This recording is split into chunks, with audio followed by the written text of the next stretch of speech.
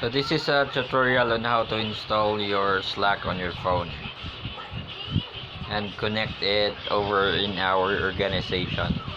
So first thing is you need to download the Slack application from Play Store.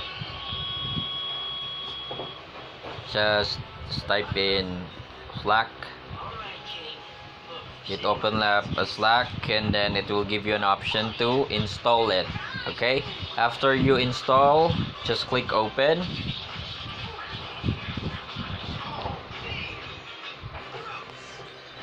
And then click on sign in.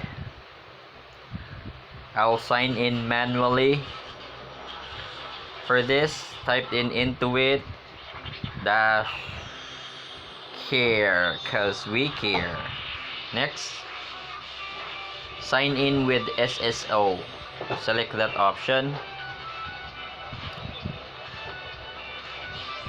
So for this login, just type in your Citrix. Click sign in. Enter passcode. So passcode will be coming from your physical Duo device.